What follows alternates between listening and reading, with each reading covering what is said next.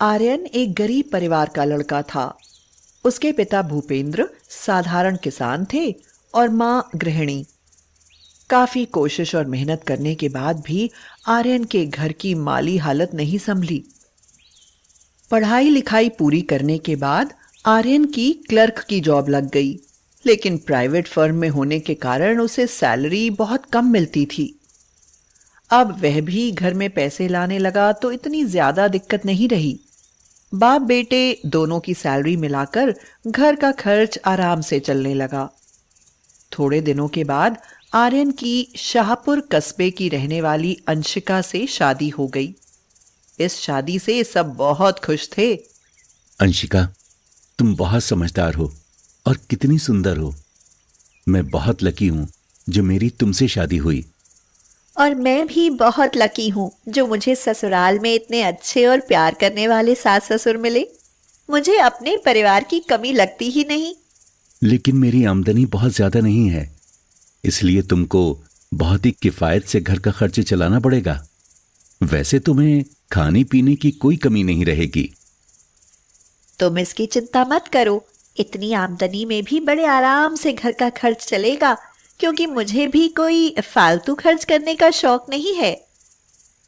आर्यन और अंशिका बड़ी किफायत से अपनी घर गृहस्थी चलाने लगे। कुछ महीनों के बाद अंशिका के मायके में एक फंक्शन में सभी लोग गए। फंक्शन में अंशिका और आर्यन गए। सभी मेहमानों को बुलाया गया था। उसी में अंशिका की बहन सुमन भी आई हुई थी। उसके गले में एक बहुत सुंदर हार था। अंशिका ने उसकी तारीफ करते हुए कहा, यह हार तो बहुत सुंदर है दीदी, आप पर बहुत सुंदर लग रहा है। सुमन का पति आनंद भी उसके पास ही खड़ा था। वह 2 नंबर का धंधा करता था, जिससे बहुत ही जल्दी वह बहुत अमीर हो गया था। उसे अपने पैसों का घमंड भी था। वह आर्यन को बहुत ही नीची निगाह से देखता था। अच्छा नहीं लगेगा क्या? महंगा भी तो है। आर्यन भी अंशिका के पास ही खड़ा था।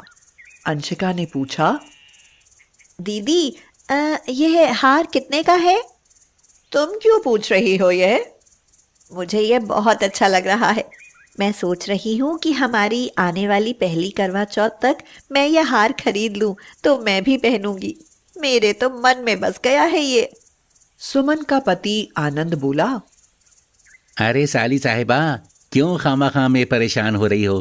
तुम ऐसा हार नहीं खरीद पाओगी। अंशिका बोली, आप ऐसा क्यों बोल रहे हैं जीजाजी? हम क्यों नहीं खरीद पाएंगे? अरे तुम्हारा हस्बैंड तो क्लर्क है, क्लर्क, वो भी प्राइवेट फर्म में। उसकी इतनी आमदनी कहाँ होती है? वो बेचारा तो जिंदगी भर पैसे जोड़ेगा तब भी नहीं खरीद पाएगा। जीजाजी, आप ऐसे हौसला तोड़ने वाली बात क्यों कर रहे हैं? जरूरी नहीं है कि जैसा आप सोचते हो वैसा ही हो। अरे भाई, उसे अपने घर की दाल रोटी भी तो चलानी है, और इस महंगाई में खर्च करने के बाद सीमित सैलरी में पैसे बचते भी कितने हैं। और वैसे भी प्राइवेट जॉब में आर्यन को जितनी सैलरी मिलती है ना, उतनी तो मैं पूरे महीने में सिगरेट फूंक देता हूँ। यह ठीक कह रहे हैं। कई परिवारों की रोजी रोटी तो हमारे ऊपर चलती है। जैसे हमारे यहाँ का माली है, ड्राइवर है। अब उन बेचारों की इतनी औकात थोड़ी ना है कि वह अच्छी अच्छी ज्वेलरी खरीद सके। यह सुनकर आर्यन को अपमान लगा।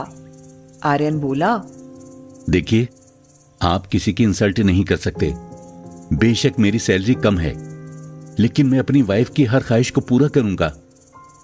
आनंद व्यंग से हंसते हुए बोला, अरे ख्वाहिश क्या तुम अपनी चमड़ी बेचकर पूरी कर दोगे? उसके लिए तो पैसे चाहिए, पैसे। ये डायमंड का बना हुआ नेकलेस है, 5 लाख का मिलेगा। हाँ, अगर इतना ही दम है तो करवा चौथ में लेकर पहना देना अपनी प्यारी वाइफ को। हाँ, पहना दूंगा मैं, तुम देखना। आर्यन को बात इतनी लग गई थी कि अब वह चुपचाप रहने लगा था। करवा चौथ 2 महीने के बाद था।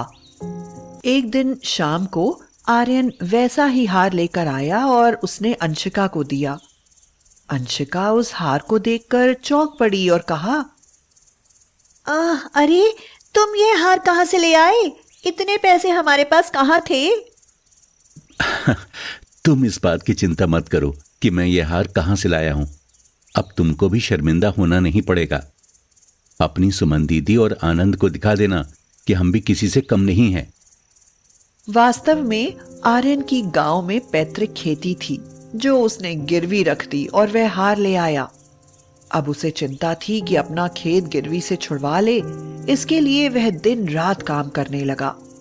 अब वह रात की भी ड्यूटी करता था, ओवर टाइम भी करता था, जिससे वह बहुत बुरी तरीके से थक जाता था। अंशिका यह देखकर उससे पूछने लगी, क्या बात है, आजकल तुम थके थके और बीमार से नजर आने लगे हो? क्या काम ज्यादा पड़ता है? नहीं, कुछ नहीं, मैं ठीक हूं। इस समय काम कुछ ज्यादा हो गया है। आर्यन ने अंशिका को कुछ भी नहीं बताया। वह उसको बहुत ही ज्यादा प्यार करता था और किसी भी हालत में उसे शर्मिंदा नहीं देख सकता था और ना ही उसे दुखी देख सकता था। लेकिन आर्यन धीरे धीरे बीमार हो रहा था, यह उसको भी पता नहीं चला। करवा चौथ के 4-5 दिन ही रह गए थे। आर्यन को बहुत परेशान और चिंता में देखकर अंशिका ने उससे पूछा, क्या बात है, तुम इतना परेशान क्यों हो? आर्यन ने कहा, अंशिका, तुम परेशान मत हो, कोई बात नहीं है। करवा चौथ वाले दिन अंशिका ने अपनी साड़ी पहनी, सारे गहने पहने और खूब अच्छा सा मेकअप किया। फिर उसने पूजा की। उसके बाद उसने अपनी फोटो अपनी बहन सुमन को भेज दी, जिसमें वह एक सुंदर चमकीला हार पहने थी। लेकिन आर्यन ने देखा कि अंशिका के गले में वह हार नहीं था जो उसने लाकर उसे दिया था। यह देखकर वह चौंक पड़ा। उसने अंशिका से पूछा, अंशिका, तुमने वो हार क्यों नहीं पहना है? ये तो दूसरा हार है।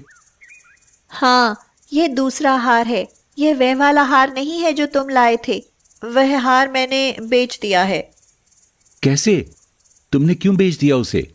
मुझे नहीं चाहिए ऐसा हार और दिखावा कि जिसके लिए मैं करवा चौथ की पूजा कर रही हूँ वही बीमार और परेशान हो जाए।